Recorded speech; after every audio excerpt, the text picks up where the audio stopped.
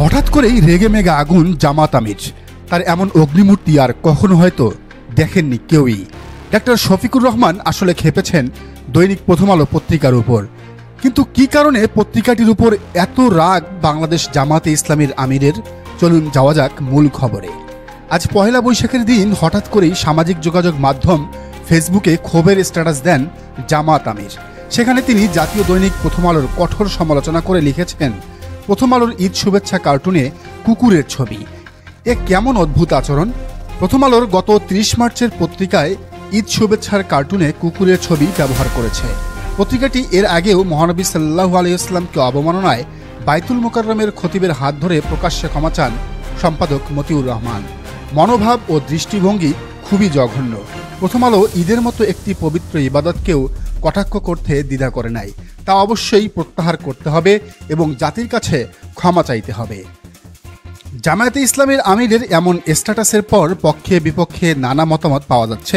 কেউ বলছেন প্রথম আলো যেহেতু বরাবরই বামপন্থী এবং পশ্চিমাদের পারপাস সার্ভ করে, ফলে মুসলমানদের ঈদ নিয়ে তাদের এমন অপকর্মের সমালোচনা করে ঠিক কাজই করেছেন জামাতে ইসলামের আমির শফিকুর রহমান।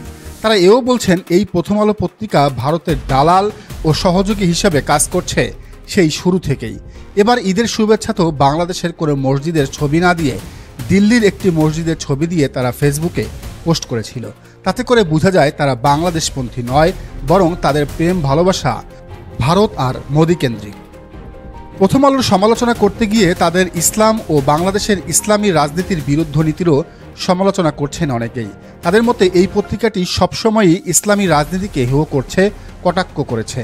তারাই শাহবাগের গণজাগরণ মঞ্চের পক্ষ নিয়ে আওয়ামী লীগের এজেন্ডা বাস্তবায়নে ভূমিকা রেখেছে, আর সেই ইসলাম বিরোধী খাসলত এখনও তাদের যায়নি।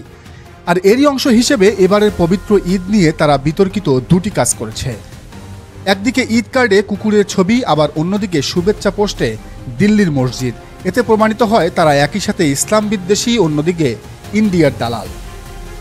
এদিকে প্রথম আলোর বিরুদ্ধে লেখায় জামাত আমিরের সমালোচনাও করছেন কেউ কেউ। মোহাম্মদ ইশরাক নামের একজন জামাতকে কটাক্ষ করে লিখেছেন, নববর্ষের প্রথম কৌতুক হলো জামাত একটা রাজনৈতিক দল, আর নববর্ষের দ্বিতীয় কৌতুকটি হলো জামাতিরা মেধাবী। কল্লোল মুস্তাফা নামের বামপন্থী একজন অ্যাক্টিভিস্ট লিখেছেন, পয়লা বৈশাখে জামাত আমিরের বেশ ইন্টারেস্টিং একটা পোস্ট। বসুন্ধরা গ্রুপের পত্রিকা কালের কণ্ঠের সূত্র ধরে তিনি প্রথম আলোর বিরুদ্ধে মহা গুরুতর এক অভিযোগ তুলেছেন। প্রথম আলো কি অপরাধ করেছে? ঈদ মোবারক জানানো কার্টুনে কুকুরের ছবি ব্যবহার করেছে। এটা নাকি ঈদের মতো পবিত্র ইবাদতকে কটাক্ষ করবার জন্যই করা হয়েছে। কি অদ্ভুত মানসিকতা! একটা আনন্দ মিছিলে কত রকমের চরিত্রই তো থাকে। একটা ছেলের হাতে বেলুন, আকাশে একটা পাখিও তো দেখা যাচ্ছে। কুকুরের ছবিটা সম্ভবত বাচ্চা মেয়েটার সঙ্গী হিসেবে এসেছে। একটা সর্বপ্রাণের আনন্দ মিছিল তো এরকমই হওয়ার কথা। এখানে ধর্মকে কটাক্ষ করার কথা মাথায় আসে কীভাবে? বোঝাই যাচ্ছে কেমন ইনক্লুসিভ বাংলাদেশ বানাতে চায় জামাতে ইসলাম। নাকি বসুন্ধরার পৃষ্ঠপোষকতায় বিশেষ মিশনে নেমেছে জামাত? খোমেনি ইহসান নামের সাবেক এক শিবির নেতা লিখেছেন, জামাত আমিরের ন্যায্য সমালোচনা করায় যারা আমাকে পাগল বলেছিল তাদের বোঝা উচিত যে প্রথম আলোর কার্টুনের কুকুরটা আসলে তাদেরই প্রতিচ্ছবি।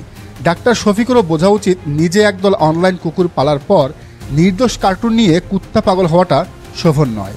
দর্শক, প্রথম আলোর বিরুদ্ধে জামাত আমিরের মন্তব্য কি সঠিক নাকি ভুল জানান কমেন্টের ঘরে। আর এই চ্যানেলে নতুন হলে ও রাজনীতির নিত্য নতুন তথ্য ও বিশ্লেষণ পেতে চ্যানেলটিতে সাবস্ক্রাইব করে বেল আইকনটি বাজিয়ে দিন।